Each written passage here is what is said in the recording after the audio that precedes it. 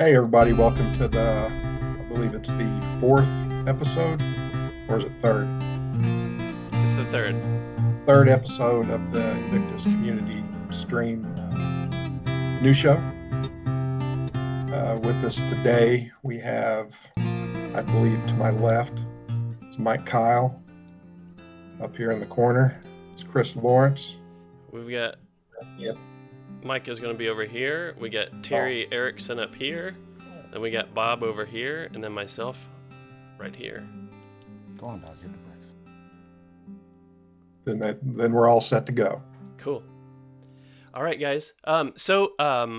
We're just going to kind of do some discussion today with you guys, and if you're following along, please make sure to follow us on the YouTube channel and chat it up with us. So we love to hear feedback from you guys. If you're also watching this non-live, if you're watching this after the fact, then go ahead and put us some stuff on here. So right now we see Mike. Hey, Mike, how's it going? We got Mike the bassist with us. So anyway, so what we'll do is we'll kind of get started. We've got some talking points a little bit. We've got some world building stuff that we'll talk with Terry about, and then we'll also go over some story kind of building ideas that I've come across that I found that's been pretty useful. And then we'll just kind of talk about that for a little bit, and then we'll just kind of have some side discussion. And I think we're going to have a good 2 hours with us. So, all right. Let's see. Terry, do you mind? So tell us a little bit about yourself. How long have you been playing tabletop role-playing games? Well, that's a question that I should have had an answer to. Well, I started when I was 13. I'm 32 now, so about 19 years I've been playing tabletop games. I pretty much started in 3.5 and then stuck with it, and that's kind of been where I've been stuck. Okay. I've done a little bit of one-shot stuff with Roll for Shoes, but for the most part, it's been 3.5. Okay, cool. So D&D 3.5. So awesome. Yes, sir. Um, so uh, so tell me a little bit about sticking with 3.5. I know a lot of people love 3.5, and some people don't make that jump, which is it's perfectly fine when something works and your group is really used to it and stuff. That works real well. So tell me about that. How what parts of that do you like? Do you find works best for you and your group? Well, um, honestly, it's because we already have the material. That's really what it is. We're about to start fifth edition, and I'm really excited about that. I really like the way fifth looks. I like that you don't run as much of a risk derailing your character by picking the wrong feats at the wrong time, because you're kind of, the feats come along with whatever path you pick with your class. And I like that about fifth edition, and I'm really excited to try it. But it's been more about the idea of, well, I have the material for 3.5, so I just stuck with it without having to put more money into the hobby. Is pretty much what happened. Very cool. Once you get used to a thing, it's just kind of easy to go back, and you don't have to relearn rules if you always play the same thing. So how You much know. exposure to the fifth edition do you have for D&D? Like, have you just kind of just looked over some of the core rules, or just watching Yeah. videos and stuff like that? How do you get Um, how did you get between into fifth edition? between Dice Shame and reading the core rule book, the player's handbook, that's where I started, was just reading the handbook. And um, and then finding a bunch of different YouTube channels. There's a bunch of them that talk about fifth edition that are really. I was using ideas and ways that they were talking about building campaigns and building characters in 3.5, and it worked out fine. But a lot of the stuff is geared towards fifth edition. Very cool. Now, So do yeah. you uh, do you home like? Are you playing like in the realms like Forgotten Realms or Oh gods, Greyhawk no. or something like that, or are you do you just make everything up where you are? No, I have a tendency. I'll talk to my party, and the first thing I do is I like to figure out what they want to do. As far as like a setting, if they want to do a high magic setting, then that's the way I'll gear it. If they want to do a low magic setting, then that's the way I'll go. It just kind of depends on what they want. But most of the time, I like to do my own worlds. I love world building. I love drawing maps, sitting down, figuring out the social interactions between different kingdoms and figuring out where borders are and all that. For me, is a really big draw. I love doing that stuff. Yeah, I found that when we had a couple of community games, and I think one was the Sprawl, which is a cyberpunk type of setting, Mhm. and Jeff Romo was the GM on that, and he was the GM for Dungeon World. And Mhm. we weren't the first ones, and everybody, people can go back and watch these older community games. It's on the YouTube page, but we were in the second uh, group, the one I played in for Dungeon World. So he already had the world made, but me and Mike Kyle and having a brain fart. You mean Mike Fazio? Yeah, yeah, thanks, Mike Kyle. Yeah, Mike Fazio, and we were given free reign to just go nuts in Dungeon World and the Sprawl too. We just went nuts there too. Uh, but we made basically added a whole bunch to this world, and I can dig those out and link them on the Facebook page so you can see what we did. But we made so much lore, and that was the funnest part of it. Those games Right. Yeah, no, was the creative end of it is just, it's so rewarding when it's all done and you see it all playing together. It's so rewarding to build these things. yeah. Yeah, for sure.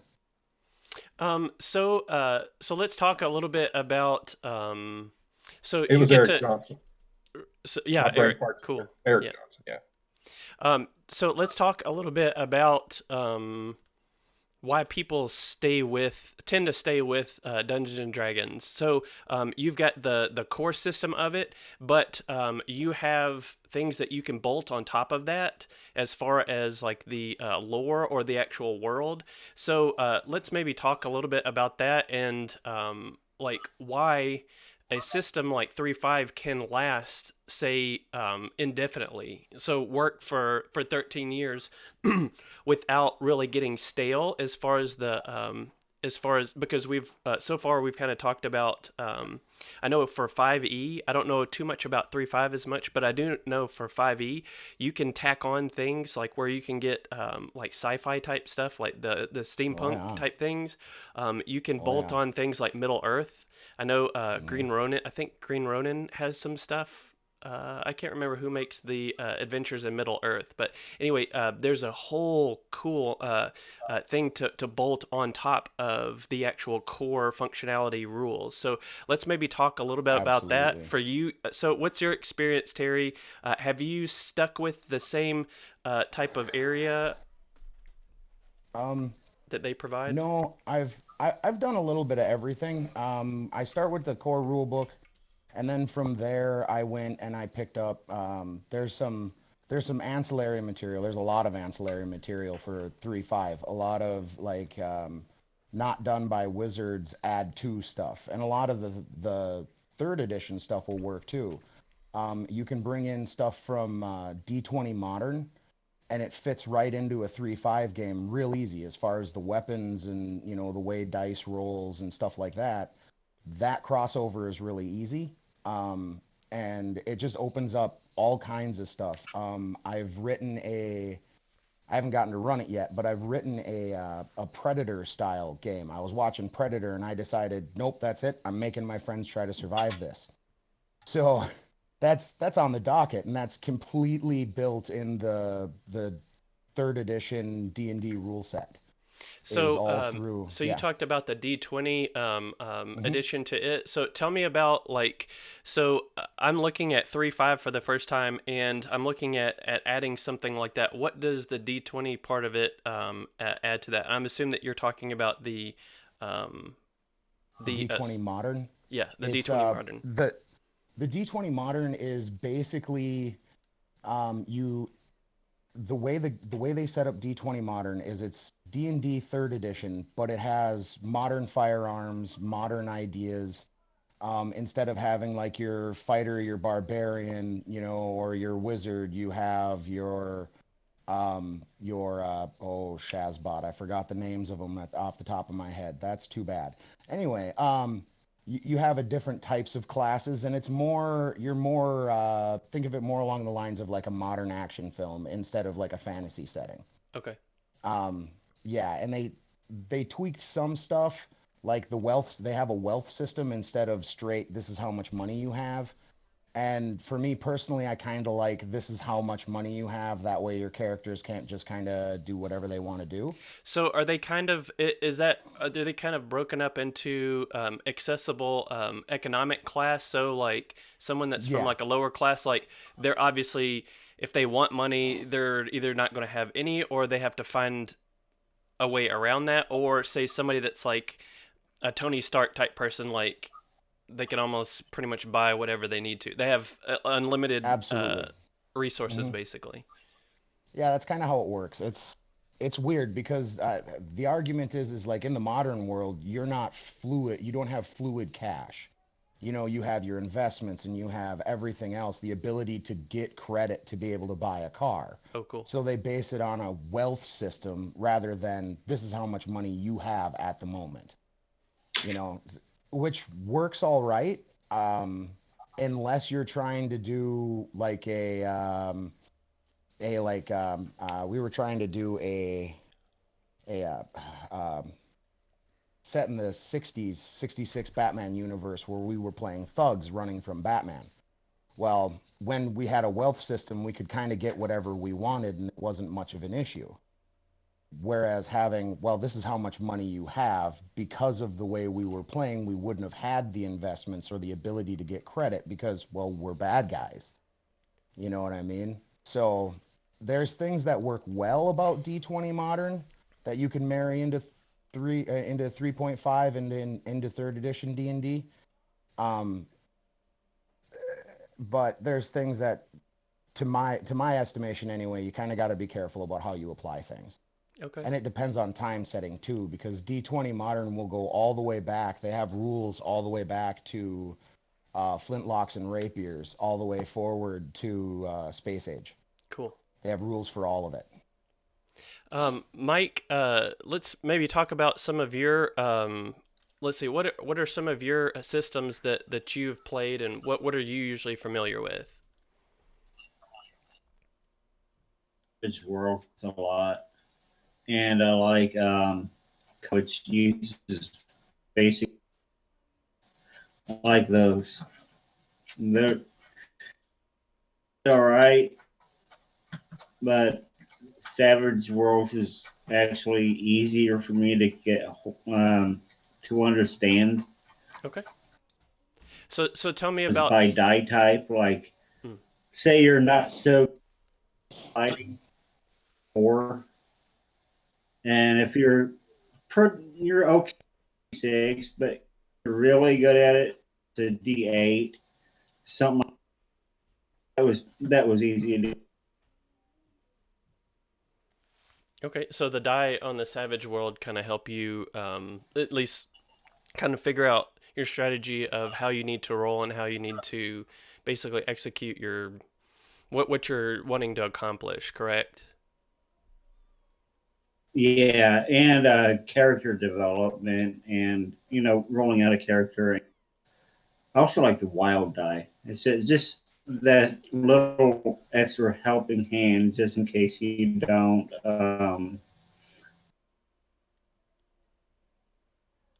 Okay. All right. Well, cool. Let's see. All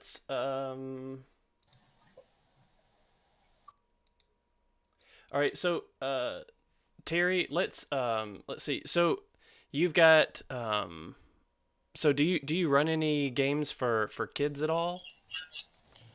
Um, the youngest I've had at my table is 19, so no, not really. Okay. I am thinking about giving it a try. I've got a 5-year-old that I'd like to try to do some roll for shoes with, maybe. I thought that might be easy enough for him to grasp. Okay. Um, but I'm not sure yet. We'll see how it goes. Okay, cool. Well, yeah, let us know how that goes, and let's see. Let's go and see if we have anything.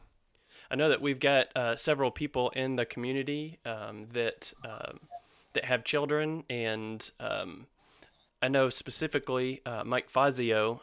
He's teaching. He's actually running an RPG club at his school. So we've got some great questions and stuff from him before, and some scenarios like how he's going to kind of tackle this. So he's basically on his second iteration of that, and I believe that he's doing the D&D 5e.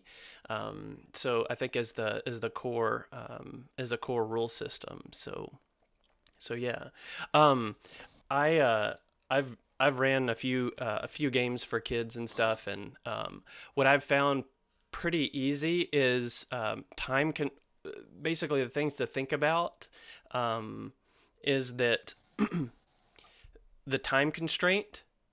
So if you're looking at like an hour plus, like usually the younger kids and stuff, like you're basically gonna have to keep it real simple. The things the story's real just short, so that they have a task to do and they kind of get there and then they're done. And so otherwise they're going to be squirming a lot. So them sitting at a table and listening the whole time is not necessarily realistic for every kid. So you kind of have to think about those kind of things.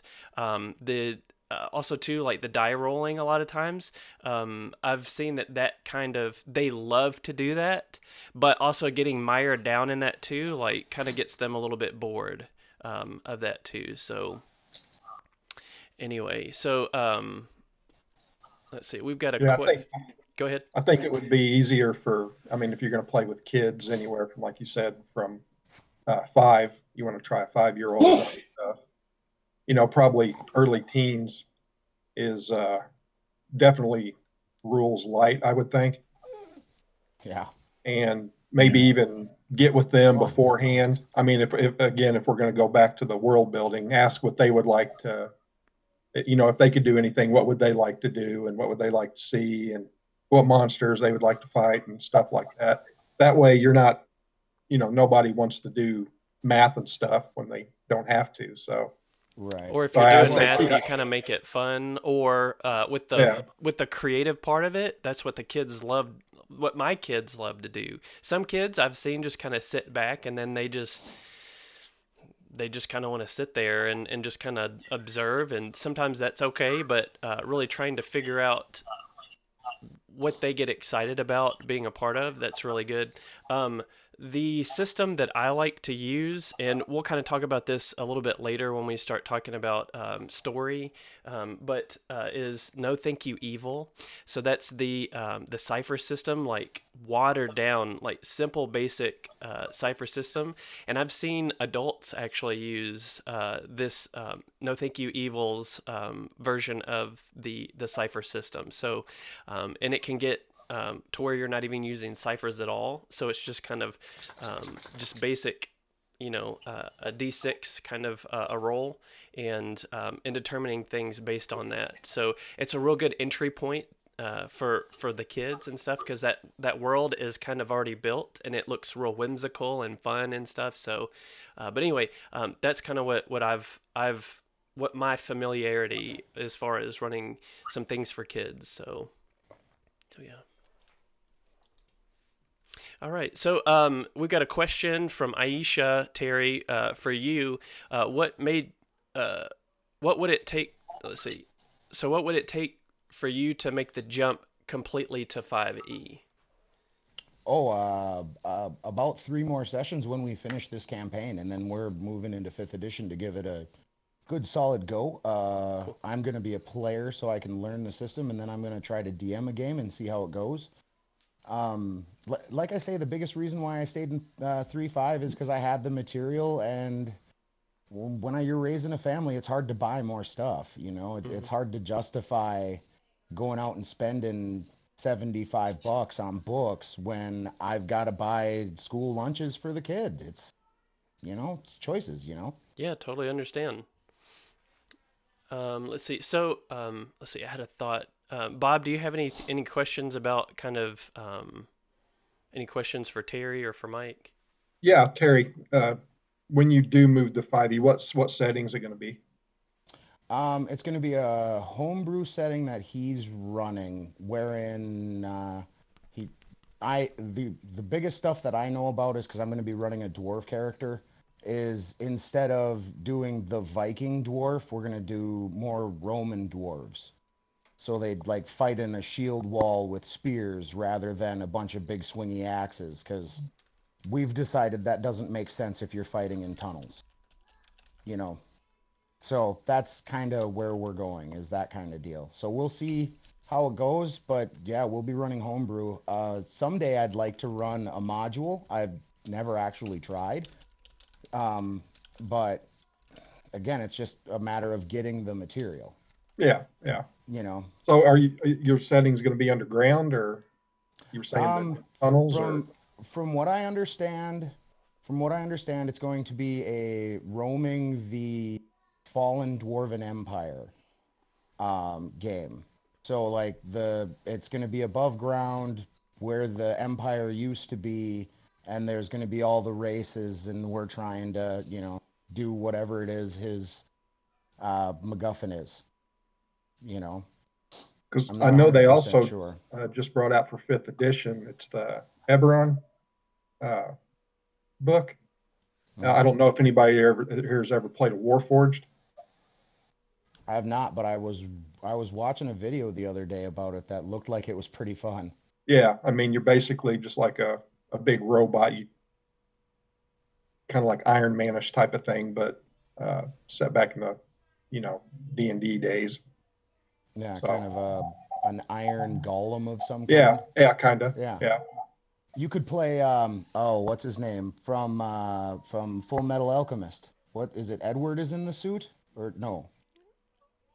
I can't remember. Either Yeah. way, the one who's trapped in the suit. Yeah, yeah. Yeah. That'd be kind of fun. But I mean, you were talking about you know different eras. I guess you've got your Oh yeah. medieval up to future. I mean, Warforged could cover both those. You're Could actually, yeah. definitely fit right in there. Yeah, that's for sure. And I would like to see a Dwarven Warforged. Al, I think is his brother. Yeah, I think you're right. Cool. Yeah, you're probably right. I haven't watched it enough, but yeah. Yeah, that'd be cool. So it's basically he's like a big, huge suit of armor that's basically his soul is kind of in that armor. So it's kind of like yeah. So he kind He's of like embodies that. he's like a kid inside a huge suit of armor, right? Correct. Yeah, Yeah. he's like this like big, huge Hulk like type. It basically he's the tank, and but he's kid in nature, which is kind of cool story wise if you think about it. Because if you're that kind of a character, you could kind of have that innocent kid like type stuff, but you have all this power that say an older person would have, like an adult would have that kind of power, but he's got it at a kid like state. So I don't know, that's kind of a cool story or cool character to It to delve it is into. for sure. I Are you agree. going to be? And Oh, I'm sorry. Go ahead. another thing to like keep in mind too is like with Al is he's the in the five-man band archetype of telling a story. He would be the heart. He's the sweet, loving, and he's also the big guy. Which when we see in a lot of tropes, a lot of the big guys are these big, loving guys, but when it comes to it, they can really crack some skulls. And that's kind of where you end up with that archetype a lot, is with that sweet big strong guy. Cool. Yeah, that goes clear back to. I mean, if we want to talk about animes, you've got Voltron.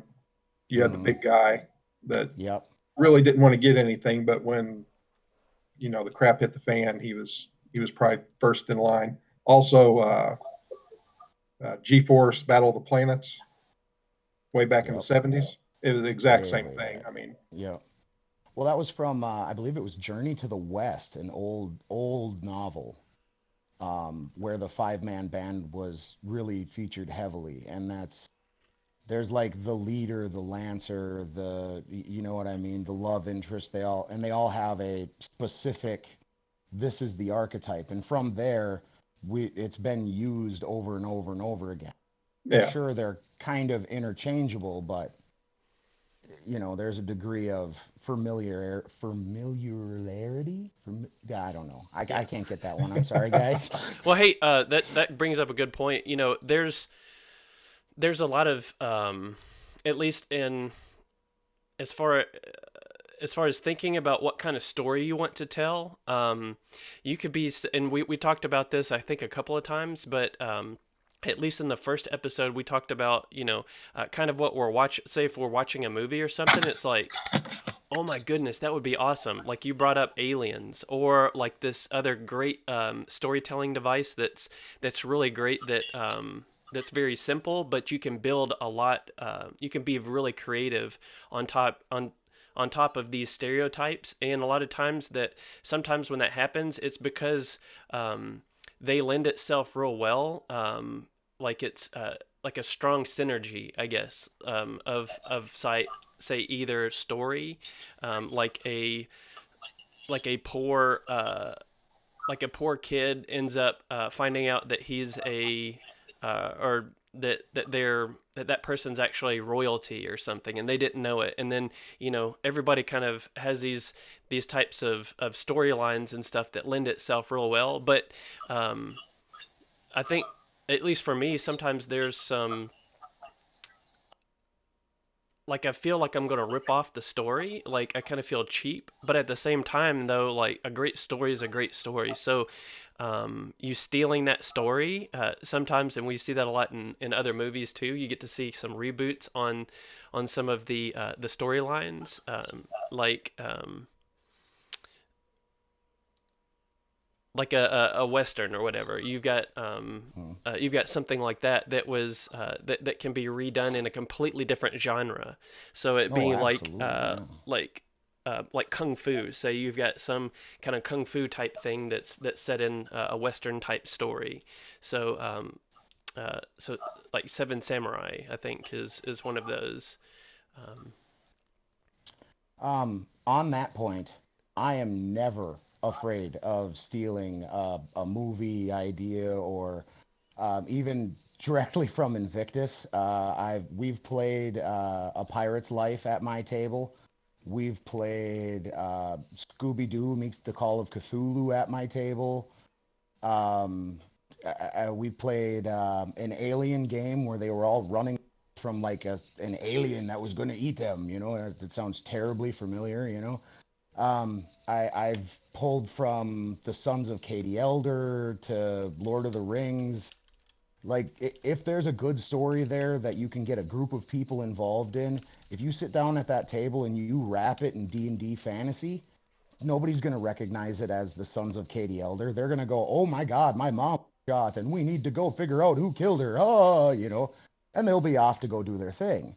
You know, it rightly doesn't matter as far as I've ever noticed. Nobody's ever called me out on it anyway. But I've done it repeatedly. Heck, even as far as like a song, the actual Cannibal Shia LaBeouf, that's been a game at my table. You know, I sit down and roll for shoes that if you need to, just make it happen. You know, whatever the inspiration is, just run with it.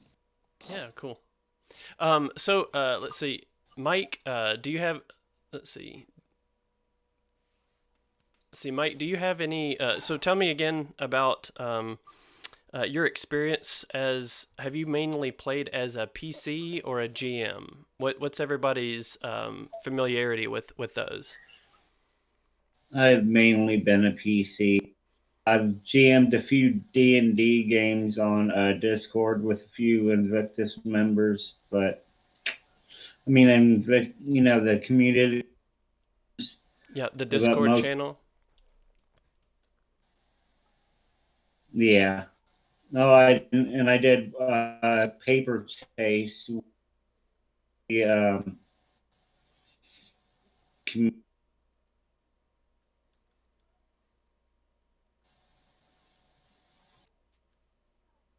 movies. I mean, making scenarios off of movies. I'd like to do a Call of Cthulhu scenario based on the mouth of.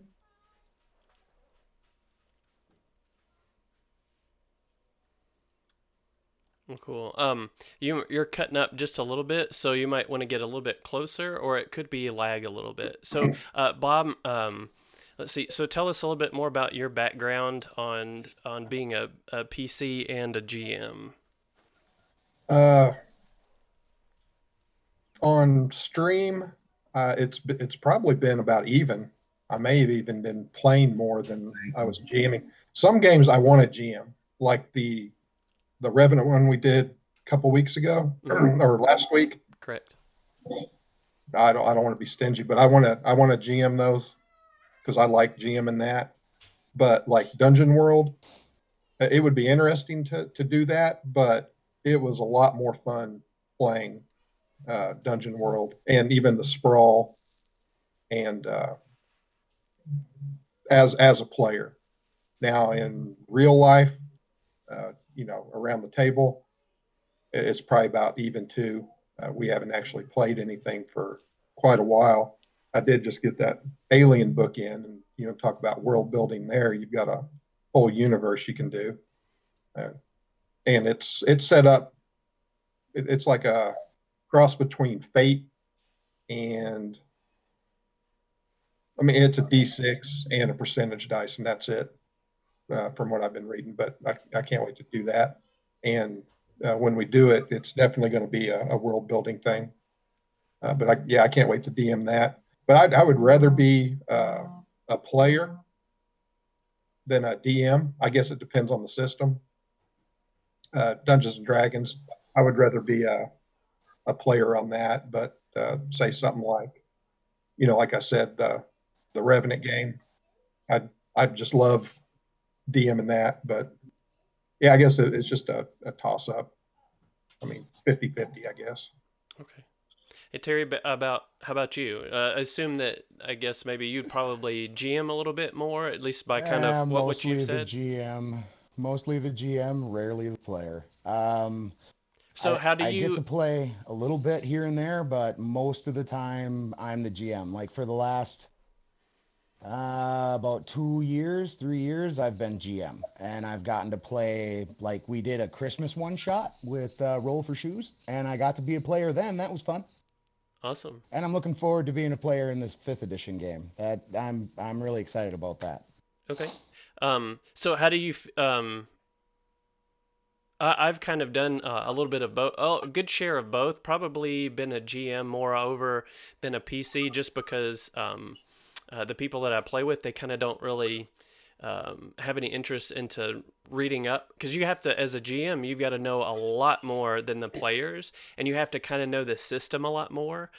So that's a bigger onus than for the GM than it is for the PC, which I don't mind to put that together, but I really do appreciate when somebody kind of steps up and they're like, hey, I kind of want to be a GM, and like I'm completely supportive of that. And I think like kind of making that little push is sometimes helpful. But anyway, I enjoy doing both, and it is, when you're an actual PC, like you can just kind of relax. Like I get real kind of anxious and wound up. I have not a lot of anxiety, but I do have that mental pressure, because I need to be able to perform, because I'm helping lead everybody through the story that I want to tell, but also make sure that they're having fun too. So anyway, I like the aspect of the both, but I think there's a good time where you want to have that mental, like that time where you can kind of step back. So with that being said, Terry, we'll just kind of go around and we'll kind of see. Let's talk about what's your friendly, local friendly gaming store. Like if you have one of those, or let's see. So Terry, you said that that you're going to be a PC for 5e. So let's maybe talk about what our area looks like, as far as how easy is it for us to get into games locally? And then also too, if you have any experience or just kind of tell me what that looks like for all of us, and then and how we find games. I guess that's a better question, is how do we find a game that we want to play in? And is it easy for you, or what some challenges? It is not easy. I live in a town that has a grand total of 2,000 people-ish in it. So for me, it's more of a, hey, do you want to play D&D? Okay, great. Come on over. Let's play a game. The closest game store is about an hour away. So most of the time I end up pulling in friends and trying to get them to try it, and they stick it out for a few months here and there. They drop out, but um, I've got a pretty good group now. It's taken me a while to get here, but I've got a pretty good group now that seems pretty consistent. But yeah, as far as finding new tables, or like if I wanted to change my group, it's tough. I had one guy say that he was potentially moving, and it took me all of 4 weeks to find one player to take his spot. So the the gamer population here isn't great. But what do you do, Yeah. So you've got a small town that you've got to deal with. So yeah, that's Yep. definitely can and the demographics of that town too. So if it's Yep. a retirement community, so there's going to be a lot more older demographics. So they may not want to play as compared to maybe a college town where it may be Right. small, but you have a lot more uh, kids that might be willing to want to be involved in something like that. Mike, what Agreed, about yeah. you? How would you today, if you're looking for a new table to play at, where would you look? Is it going to be pretty easy for you, or hard as far as accessibility? Oh, one game store here lets you play.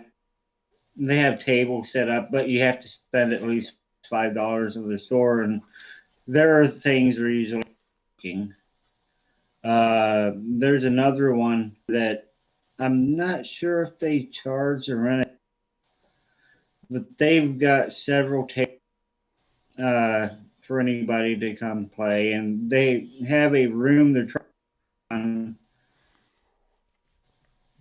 getting this room rented out where it has a much larger table.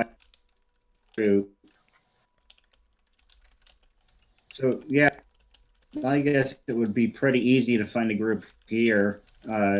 Going to the game store wise, I'm not sure how that would work on the weekends, though. I don't know if they do it on the weekends or not. And like I'm sure they do, but the gaming events, like not even sure how to get players. They'd probably like advertise. I'm not sure. All right. That's usually how the second store is usually how I find game. They have a garage sale thing. 3 months, people go in and sell their used games half price.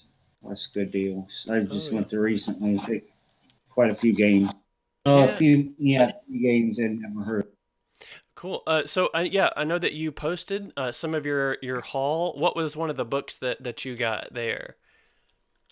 Let me see. I got Arkham Horror, the card game, which I like because you can play solo. I noticed they had some expansions there. Next paycheck, I'm going to go back and get the Return to Night of the Zealot, which is this is the next one in that scenario. In the original, it's the sequel to the original. Let me see. I got these games. One is Dead Time Series and DEFCON Z. One. Cool. All right. Well, Bob, tell us a little bit about your town and how accessible. So if you want to start a new at a new table, or you want to play, how easy is it? What's that going to look like for you? Well, I'm playing Starfinder now, but it's in a town about 18 miles north of us. We play every other week. So I got invited. I've been doing that for probably almost 2 years. But here in my actual town, of course, I'm married to Ish, so and she likes the same stuff I do, so that's not a problem. And then we have a couple friends that if we can work out time and if they have it, we could, just anytime. So I've got 3 people here in my town at any given time that, it's like let's draw some characters and let's try this game here. But like game stores, uh, closest one's probably 120 miles in Roswell and then in Lubbock. And I can't remember if they have any to the east of us in Texas. Hold the trolley. Like the Roswell? Yeah. Dude, I want to visit someday. That place seems awesome. You got probably some awesome diners that will have some good diner stories. Well, they have the old timey Yeah. street lights on their main street, and the bulbs are huge, and they're actually alien heads. Oh, They're green nice. with big eyes. So, and they got the museum there and everything. And the Google the Roswell McDonald's because it's a huge UFO. Oh, man. Doesn't look like a McDonald's. It looks like a big UFO. So. Oh, someday I'm gonna make it.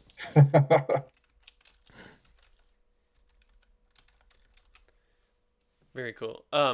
So as far as I guess I'll share a little bit about my situation. So I live in a town that's it's rural, but it's also a college town too.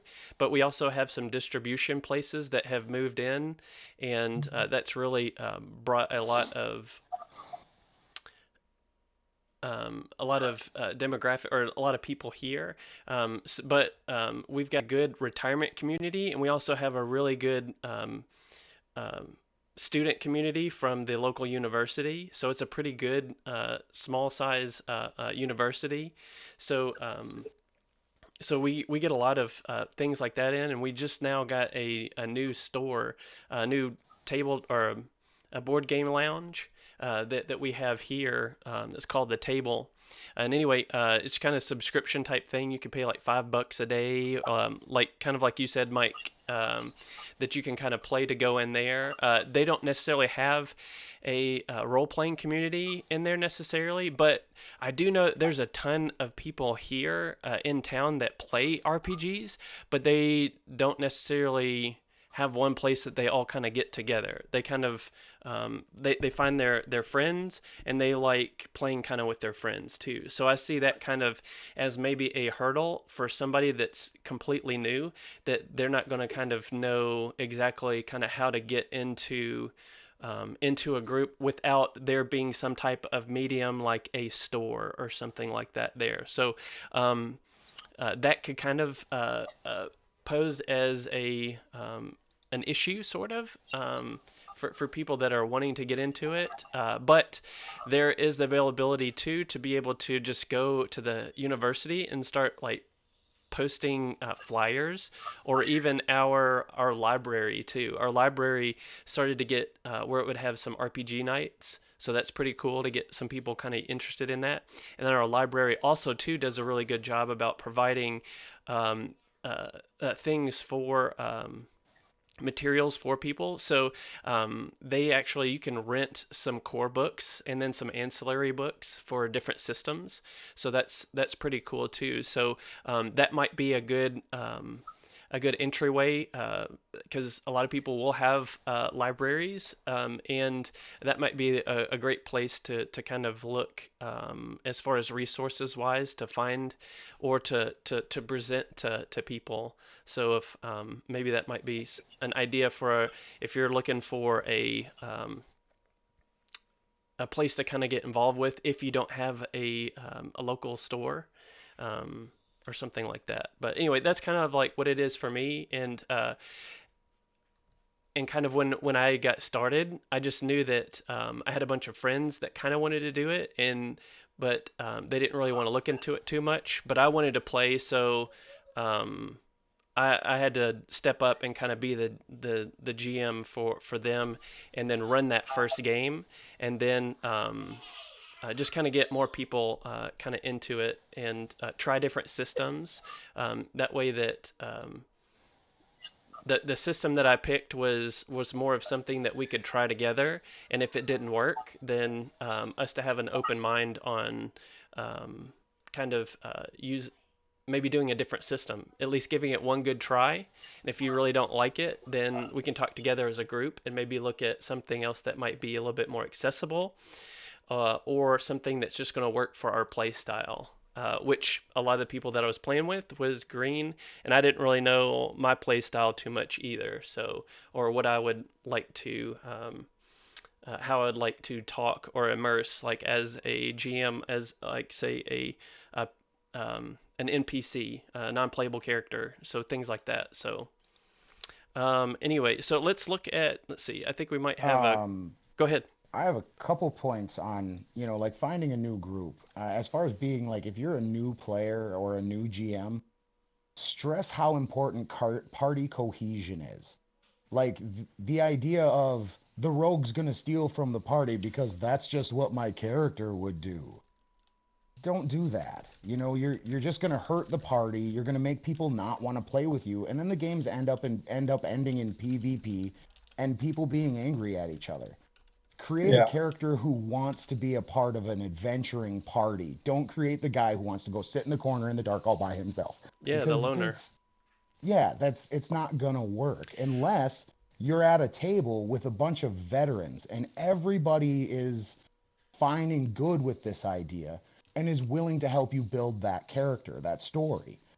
But if you're with a bunch of new people, they're not gonna know how to deal with that. Like, if I went into a new group and I was trying to play that outsider, like standoffish cat with a bunch of new people, that would suck for them. It would be really frustrating and really difficult for them to learn the game when they have a party member who's actively working against them. So, like, just make sure that, especially for new players, for new GMs, I can't stress enough how important that is for a successful game. If you want the game to continue, you want to make sure that your party understands from the word go. You guys are a team. You're working together. This isn't the Terry show, or this isn't the Mike show. This is our show. You know what I mean? Exactly. Yeah, and I think I've heard it put too that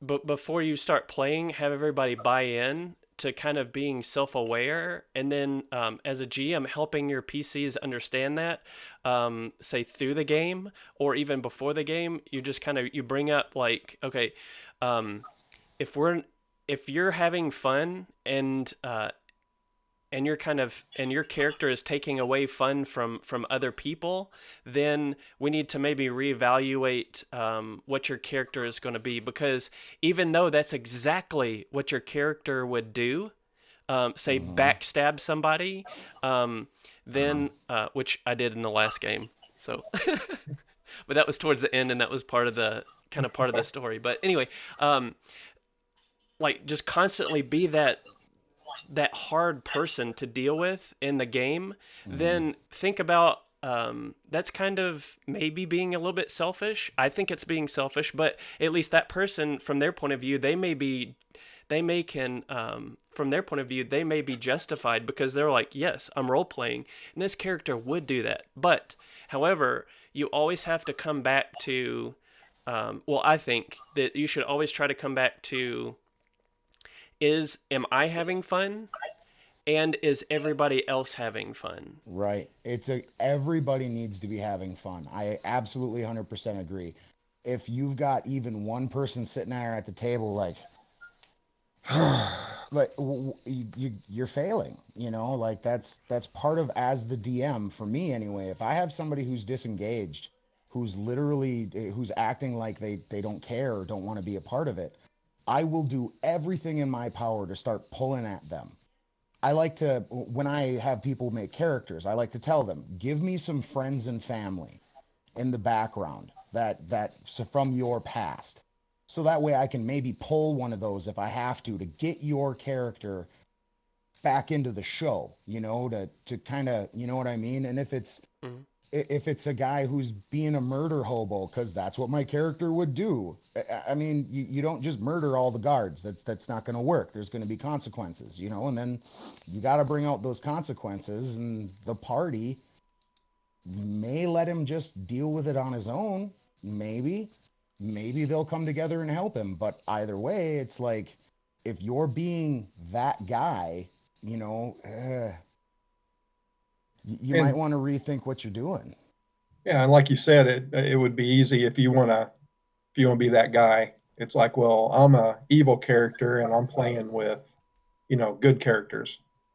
Yeah. Which one of my favorite games that we're playing, it's me, Mike Fazio, Mark, and Victoria Lane, and they're all good, but I'm lawful evil. But I'm not doing anything to the party. You were saying, you're going to steal from the party and stuff like that. We're working as a group, even though I am at one end of the spectrum and they're at the other, alignment wise. But we need each other to complete a common goal. Exactly. What kind of evil villain doesn't have henchmen? Yeah. I mean, you have to have that group like they always do. Because if you don't have that group dynamic, then why not just sit down and play by yourself? If you're taking away the fun from the other players, if you're making it difficult for them, even if you're being the evil character and, that's just what my character would do. Mm-hmm. If that's, like, for me, if somebody says that, that's an immediate red flag. Mm-hmm. Yeah. That's and what my character would do. That's bad. You talk about evil characters. It's like, that's what my character would do. Well, your character as an evil character wouldn't be in that group unless you wanted something from them. Right. You're not going into this group to try to screw them over and, make them fail, because Exactly. they fail, you fail. Right. You're using them. They're a tool to your Certainly. character, but you still, even though you're evil, you still need them, like I said, to help you complete whatever task or goal you're trying to do, because you can't do that on your own. And plus it would be boring to do it on your own. Right. Certainly. Yeah, that's a great. snake oil salesman needs muscle.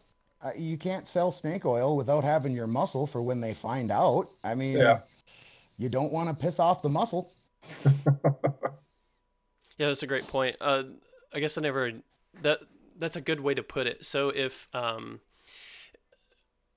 like, kind of bringing it back to the person that's kind of being the loner, like if they're trying to always go against the group, just maybe a good way, like you said, is to reset, like ask them a question like, hey, why is a loner going to be in this group in the first place?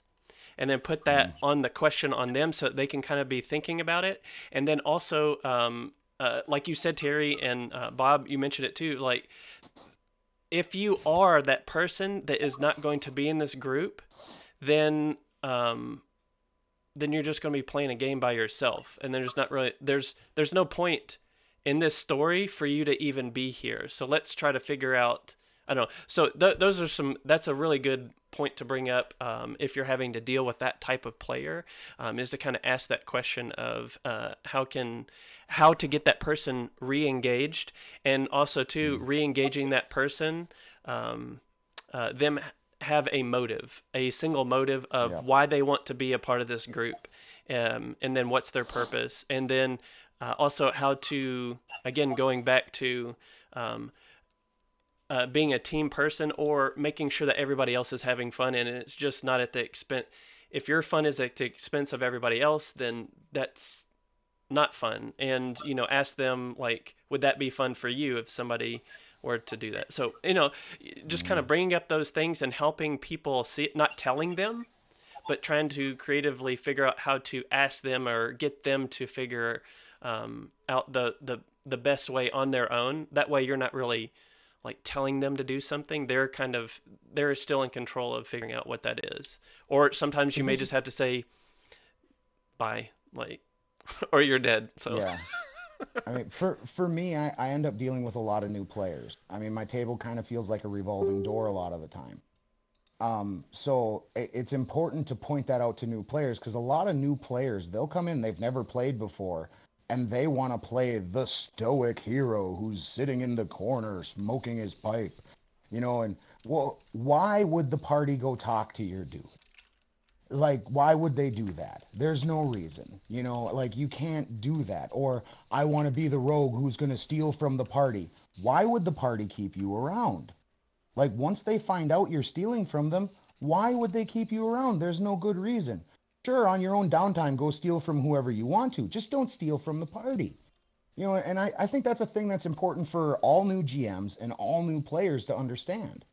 Unless you're in one of those type of games wherein the whole table is like, no, no, no, no, I'm out to screw everybody. And that's the plan of the game, then don't do that to your party because that just it leads to bad things. It leads to hurt feelings and just games ending. I've had more campaigns end because of that stuff than anything else. yeah, that's not fun like at all because everybody's put a lot of effort into it, and that's just completely derailed, and that's hard. That's hard to deal with.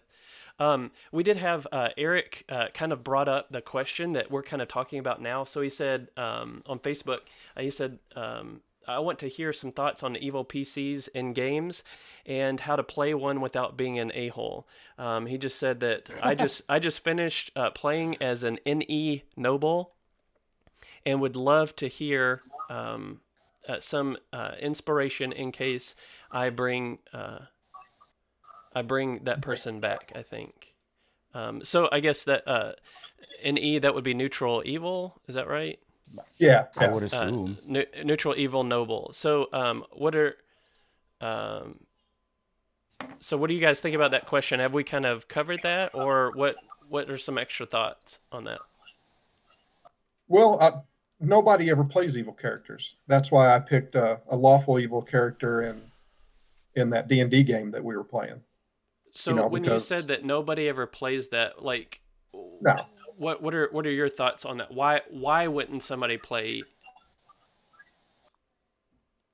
I think it goes more along the lines of you're gonna maybe start out playing evil. It's like, oh, I kicked the puppy and slapped a little kid, but then you're gonna come back and you're gonna start playing as you would regular because that's what you're used to, either a neutral or a good character. Mm-hmm. So Eric says he was a neutral evil, and I'm not saying Eric, but let's say just person A plays a neutral evil character. They're gonna start on that neutral evil path, but they're gonna gravitate back to doing good and stuff like that. So you're playing outside your alignment, first of all. If you're gonna be an evil character, you've got to be an evil character, and that's not saying straight up like. We're saying don't screw the party over, don't murder them in their sleep. It's like I was saying, my character, you use the party as a tool, but you need that tool to complete what you've set out to do. Now, whatever happens in the last episode of that game or the closing minutes of that campaign, if it's like a series, that's totally up to you. If you want to go nuts and it's like, okay, this is it. We're not going to use this game anymore. We're not going to be these characters. So go crazy. Chaotic evil would be an example, I guess, of that. If I'm understanding the alignment right, correct? Yeah. But I mean, most people play neutral characters, or I mean, if you're a paladin, you're going to be playing like lawful good or something like that. And you've got to play to your alignment. But like I said, you're not going to be some serial killer, killing your party while they sleep, or you can't do that. So, like I said, you're an evil character, but like I said, you're using for your own benefit the party and their resources. If you steal from the party, you're basically stealing from yourself.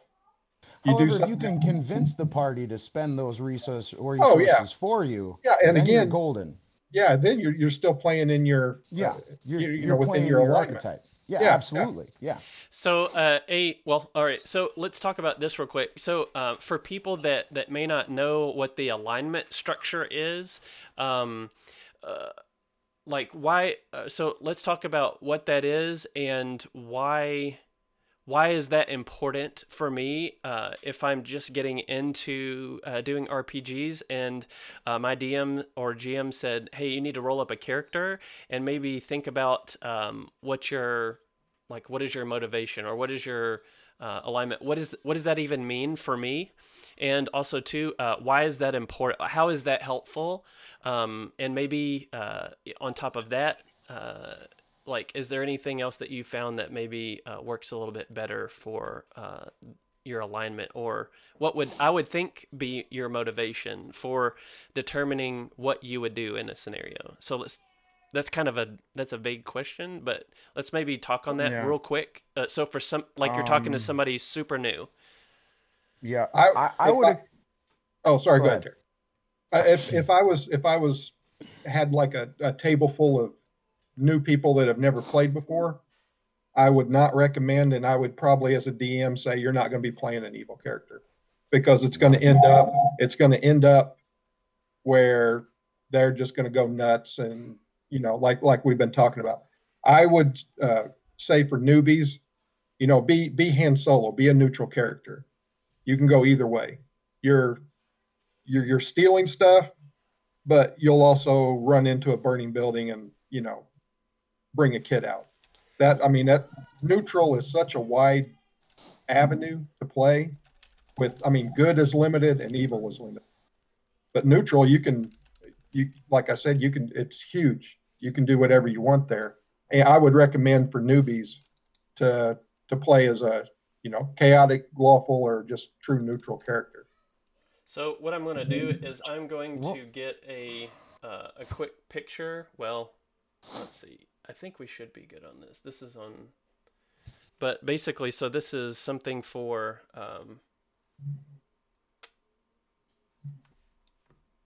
determining what your what alignment even means.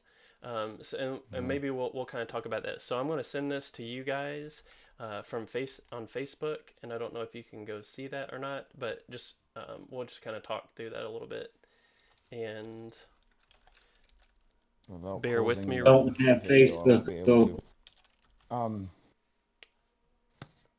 I would say as far as the good, neutral, evil, it's kind of more of like it helps to dictate how you're going to role play your character given a certain situation.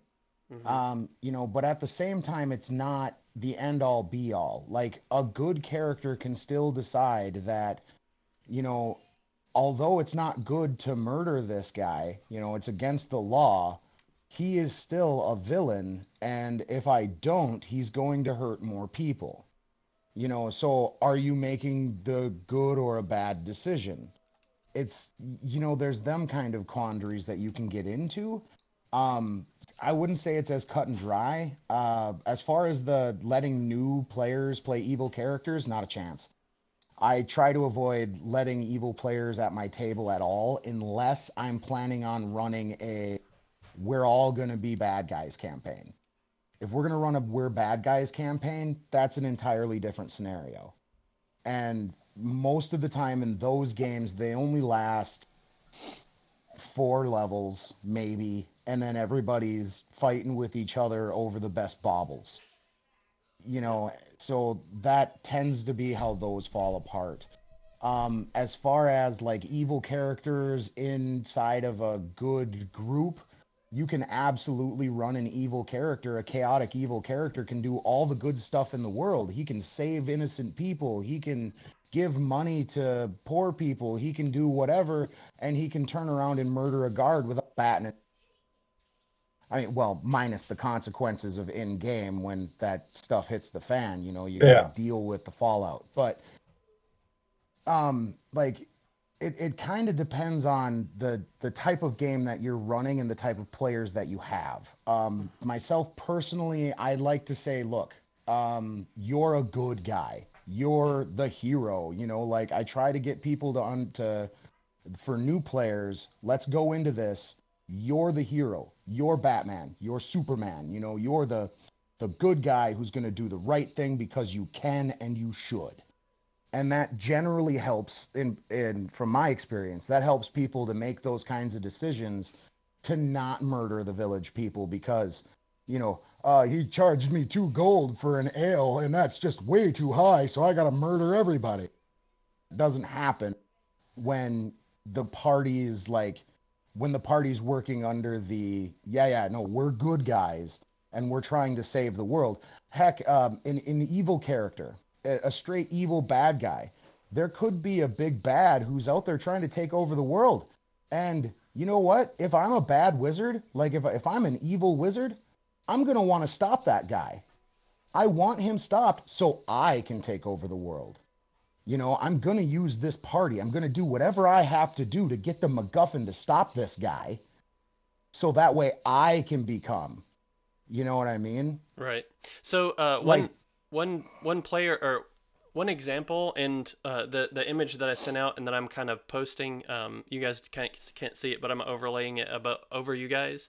But basically, you've got the lawful good. The character that you don't want to play. Kind of what we're talking about. The first thing that came into my mind was the Joker. Heath Ledger's the Joker, and you look on this grid. It's basically a 3x3 grid, and it's filled out. And chaotic neutral chaotic evil is so evil and so chaotic that there's no you don't know what's going to happen. So if you're doing that, that could be very problematic towards what you're doing. But you do have some. You do have like a neutral evil, which is just going to kind of be evil, basically based on its instincts.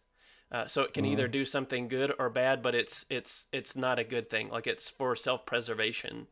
It's usually for self-gain, yeah. Right, and this example that we have here is the alien. From the Alien movie. So like its thing is self-preservation, right? But it could pass you up and not kill you because, I don't know, say you're weak or something. I'm not hungry. I'm not hungry, or you're too weak and I want to spread to something else that's going to be that's going to make me better or evolve or, you know, stuff on that. And then there's lawful evil, which is Darth Vader. So it's only on his terms and what he. Well, so how would you? Anyway, lawful so evil there's some I wouldn't say is his terms. Lawful evil is more. I'm going to operate within the law of the land, but I'm going to do it for my benefit.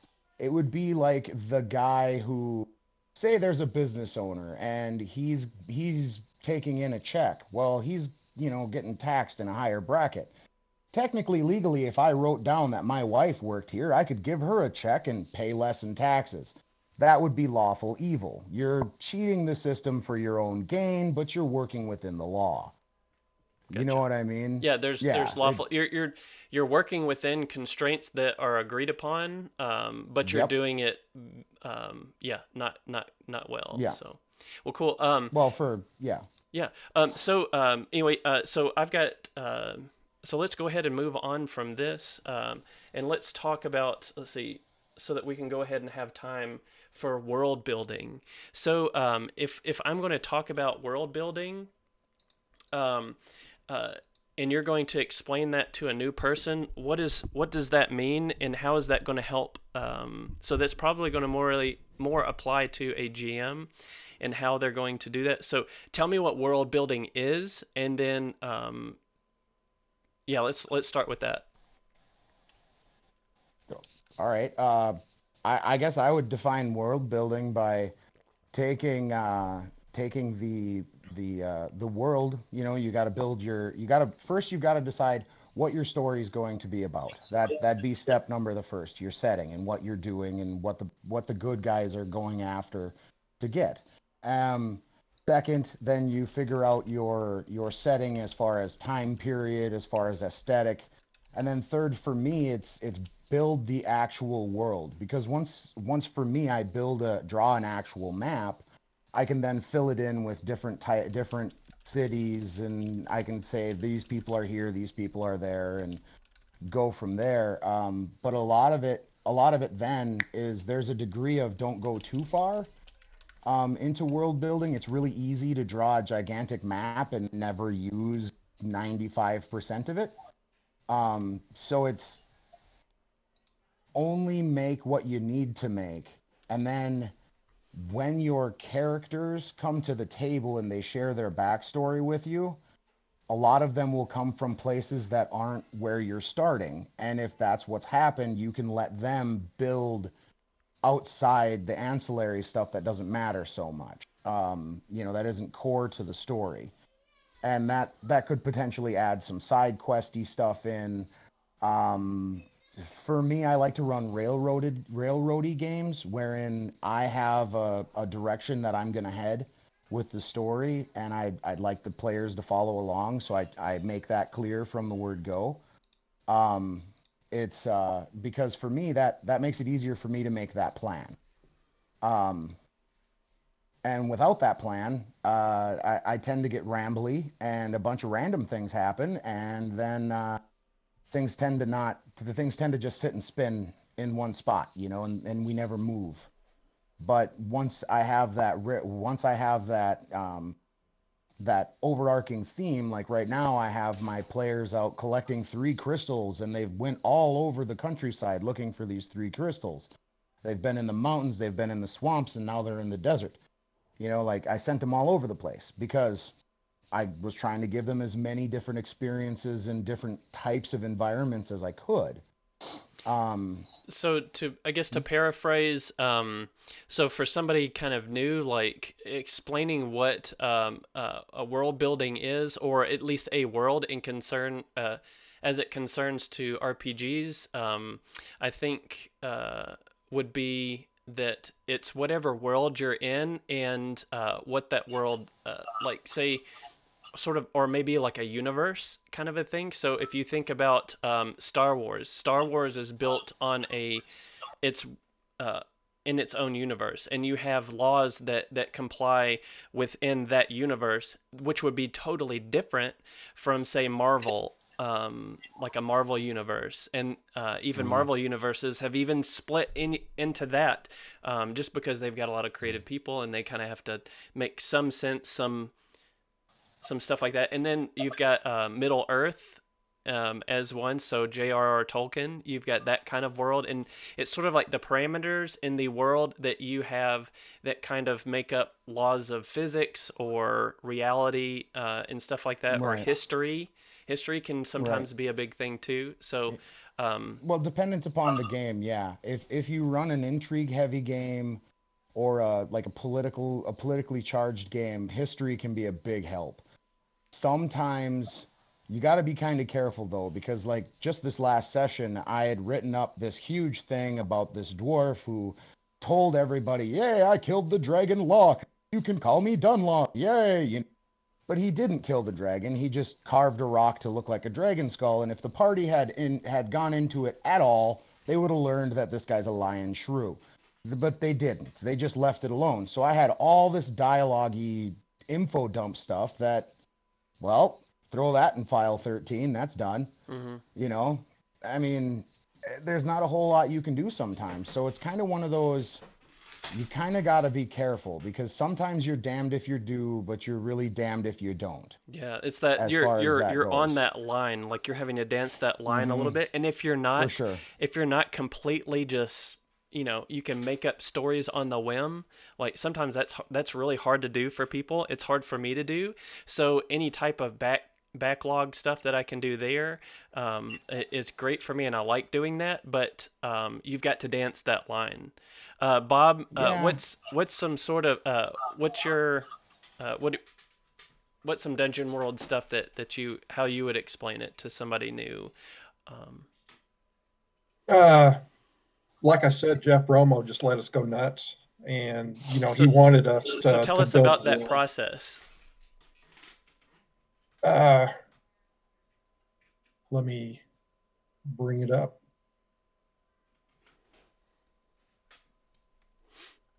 But I mean, it wasn't hard. It was just like Terry was saying. You pick something, and I wasn't writing for the other people that you're talking like about your backstory about your dwarf. I had a whole backstory, which the backstory was I made a town for my backstory. You know, the town I was born in, what happened in that town, what happened to me when I was in that town, why I'm no longer in that town. And like I said, he just let us go crazy. And we, you know, we're dotting the map with ruins and temples and cities and towns. And So let's maybe back up a little bit just to kind of let everybody kind of know what's going on. The system that you guys were doing was Dungeon World, correct? yeah, Okay. Dungeon World. And then within Dungeon World itself, did it lend itself well to as like its premise? Did that have some internal structure that helped you build, like step you through world building? Well, like I said, we were the second group that he ran in this world, Okay. and I'm getting ready to put the map up. But he already had the world established.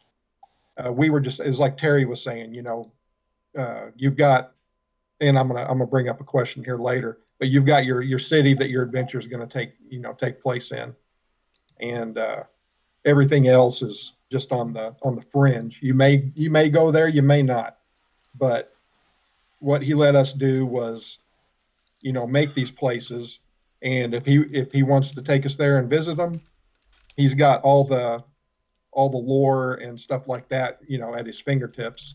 That he can just, it's like we can go there. I already know what this place is like. You've already described it. You've described you know, what's going on in this town or temple or ruin or whatever like that. But yeah, and that's what I loved about Dungeon World is the actual world building. Now, like I said, he had already built the world. We were just adding to his world. I have, if ever anybody remembers the Legacy of Kain video games,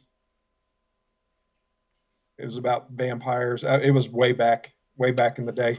That I sounds actually, familiar, but I actually built a world uh, of Nosgoth, is what the place was called. But I actually built a world with cities and stuff like that, and you know, made up a little homebrew for that. So you know, that was fun, and that was just me doing that. Yeah, um, I'm gonna stick this yeah, if you can send it As to a me on map. Facebook, and I Yeah, can show it here. Mike, let's talk a and little bit about your. Let's see. So, do you have any questions, like as far as what are some things that you're thinking about when it comes to world building? I've never actually done that. Okay. So, do you Really, have any? Would you have any questions, games, like how you would start?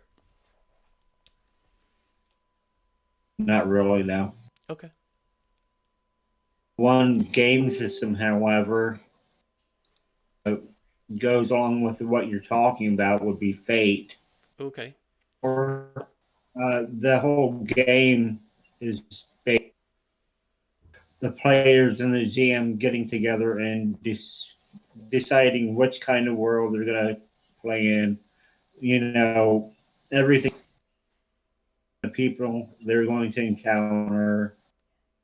At I think the first few Being Dead videos the Invictus guys did was for that. On the Fate system, yeah. So, so that's Steve. one system that has it kind of built into it, like where you could kind of. I think Fate is one of those. I know D&D, of course, is that's what they want. They want even third party. They open source. I think 5e. They didn't do some of that before. I don't know if I they've think, open but sourced it yet, but I know mm, 3.5 has a bunch of not stuff from Wizards. mm-hmm. Like there's so much stuff out and about. And to comment on what Bob was saying earlier, I feel like it's important to give the players that freedom to kind of give you a little bit of flavor for the world. It it makes it a little bit easier on the DM because you know I'm generally world building a lot. You know, so it makes it a little bit easier for me when I don't need to come up with the story for some little town in the middle of nowhere if one of my players has already done it for me. You know what I mean? It gives them a little bit of ownership of the world, and it brings them into that part of the process that it can really be helpful to help them stay involved in the game. You know what I mean? As far as when things happen, we can have a letter come to them from the mayor of their hometown. And now we have to go back and help them because there's a rampaging hippogriff or whatever.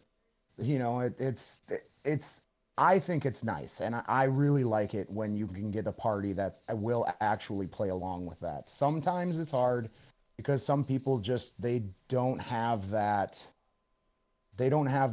creative twitch. You know, it's hard for them to just get in and go for it. Other people like myself, I tend to just like it's the I don't know. The best way to put it is, you know, like the dam broke and it just all runs out for days at a time. You know, and next thing you know, I've got a map full of cities that don't rightly matter, but they're there. I've used the same main map for the last 3 campaigns that I've written. I haven't had to draw a new map. I've just used new cities.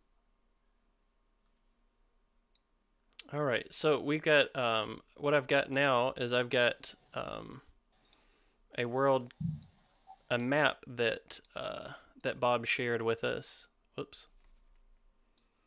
And then this was part of your game, correct, Mike or Bob? Yeah, that was the dungeon world. Okay. So tell us kind of what. So did the so from what I understood and I kind of saw from some of like the secondhand at least that did you guys go through any of this stuff before you started playing like Not at all. Okay. All right. So maybe that would be a great thing to kind of have Jeff Romo come on a little bit later and kind of talk about this. But I think the dungeon world actually comes with a portion on it where it leads you through how to build a world. But I'm not sure. So, but basically, one good question is for everybody. When would you consider when you need to like to start world, or when do you need to world build, and when do you like kind of not need that? Like when would you just kind of or is that going to be something that you're going to be looking at as a GM for every game? I wouldn't. Well, it depends on the system, I would think.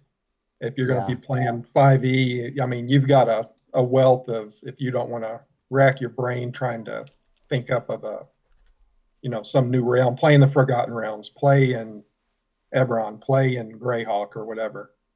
So things like that would be like that they would already provide maps for you that have already kind of been made. Yeah. But I mean, you're going to kind of be world building in that, correct? Because you're going to have to exist in that environment. So you may come across some road that's not mapped out on that map, which again is what you're always going to kind of be doing to begin with, right?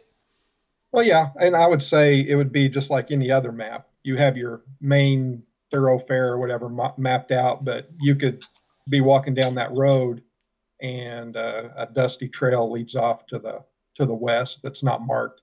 Mm-hmm. And it's like, knock yourself out if you want to put something at the end of that road. Yeah, but the heavy lifting part is really kind of what we're looking at as far as what you need to do. Like completely starting over from scratch would be a lot more heavy lifting, or because you just have to make it from scratch, right? Well, Yeah. sure, but I like that process. Take a nice big sheet of paper, lay it out on the table, get you a bag full of dry beans, some I forget what they call them, navy beans. Mm-hmm. Throw them on the table, and where there's clumps of beans, that's a continent. Pick one of your continents, outdrawing it, and draw in some rivers and a lake and maybe some mountains or whatever. You know, and that can be a way to do it, or just sit down and start doodling. I mean, for me personally, it's that I just usually start with one single sheet of paper, and now I'm up to an 18 sheet of paper map that covers my garage door. You know, it's you just kind of you start from one sheet and see where you end up for what you need. And the my biggest problem is I generally create more than I need. But that's not necessarily a bad thing if you're going to GM more than once. Then you Yeah, can just have better to a have it and not need it than need it and not have it. exactly.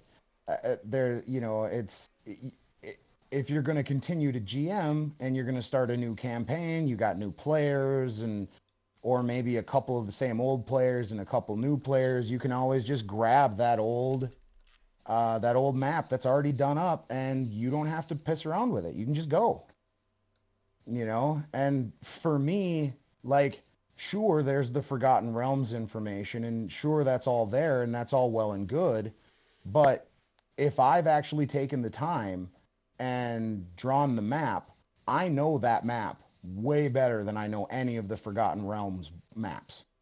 I know where my players are. I know where I want all my stuff in the world. I know where everything is. So there's no question of, oh, I know I saw this here somewhere. You know what I mean? And talking about Forgotten Realms here recently, uh, I read all the Dark Elf books, Mm. and the Cataclysm, I guess, happened, and two worlds actually merged. Oh You got my. Toril and Abertoril. So even if you want to world build, you can still world build on something that's established. Could do, yeah.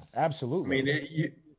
go ahead and knock yourself out if you want to raise a continent in the Forgotten Realms out in the ocean or whatever, or you want to make a new mountain range. It's easy to explain, and you don't. I mean, you don't have to put too much thought into explaining how it got there. But then knock yourself out and put your cities and stuff like that in there. Even have new races that that's not common to the realms. Yeah. Sure, why not? Yeah, We have absolutely. But a you're still familiar with the Forgotten Realms. Hmm. It's like you're taking your world and slamming it in a world that's already established. You can do whatever you want with that, but you still have the Forgotten Realms, the whole shebang to fall back on Right. if you ever need to or want to do that. we've got a question from Aisha. Why go? And we kind of covered this a little bit. I think Terry, you mentioned something on this regards, but why go through the trouble of homebrew versus an already made campaign?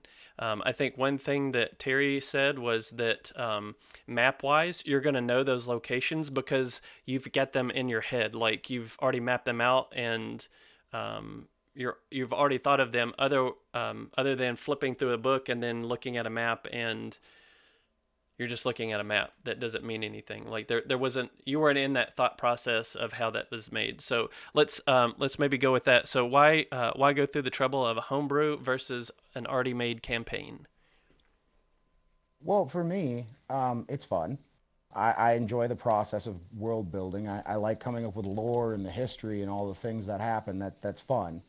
And then, like I said, the other part of it is it's easier to remember where and what things look like, and because you're the one that decided these things, it gives you a little bit of ownership over it. Like, this is my world. I built this to share with my friends, and for me, that makes it a little bit more fun. Like, it makes the more stuff that I can create and put into the world, the more fun I have as the DM. Granted, I already have a lot of stuff to do. I got to spend hours searching monster manuals and treasure tables, blah, blah, blah, blah, blah. But that little bit of extra outside of digging around in a book and coming up with some fun, interesting places for your friends to explore, for me, it's just too much fun. That's part of the draw for me. And you're kind of Um, limited to like a campaign that you go out and buy. mm, Say you spend, $50 on the book, like you were saying, and the adventure is in the book. You're limited by what you can do for that. Homebrew doesn't cost you a penny, Yeah. and you can do whatever you want. Like I said, set it in a world that you know and that is already established, but do whatever you want. My myself, I would rather homebrew that kind of stuff. Create a world, create a city that I can play in, that I know everything about. Nobody else knows about it, so they can't go. If you've got the little looky-loos, they're not going to go online or look in their books. And it's like, oh well, this place Waterdeep has this, and there's pirates, and there's this Oh, underground. metagamers. Oh, Yeah, don't even get me started. Oh, it's like, yeah, go ahead and vampires metagame have my damage home. reduction. Blah blah blah. Shut up. Just roll the dice. Move on. I'm the DM, not you. I will be right back. I have to grab my charger. I'm sorry. I should have thought Yeah, of this no, you're sooner. great. Yeah. So let's see. Let me go and see. I finally got to go to the Discord, so get that up in another window. So I'm kind of looking through here. I don't see where we would go for comments on the Discord. Yeah, there's under role playing. There's an Invictus Community episode 3 on Discord. Oh, okay. So let me see if I can talk to you.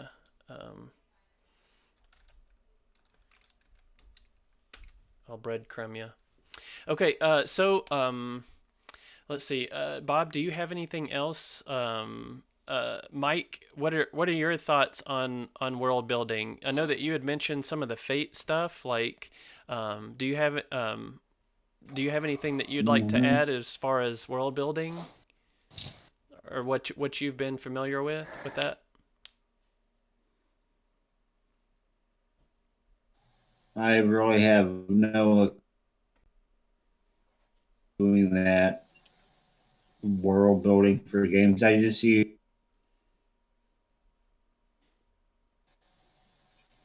All right, cool. That's okay. Like in D1s I played and ran,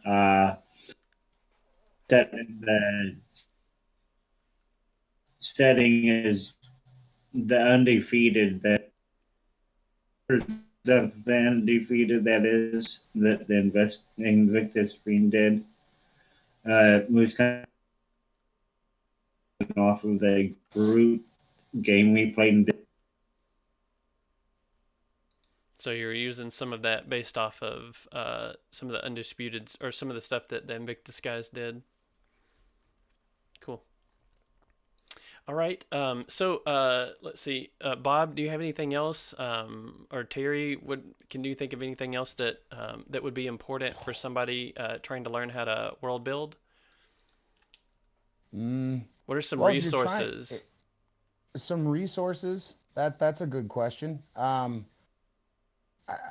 For me, I tend to grab, like I said earlier, I tend to grab stuff out of movies, television. Gravity Falls has got tons of fun stuff in it.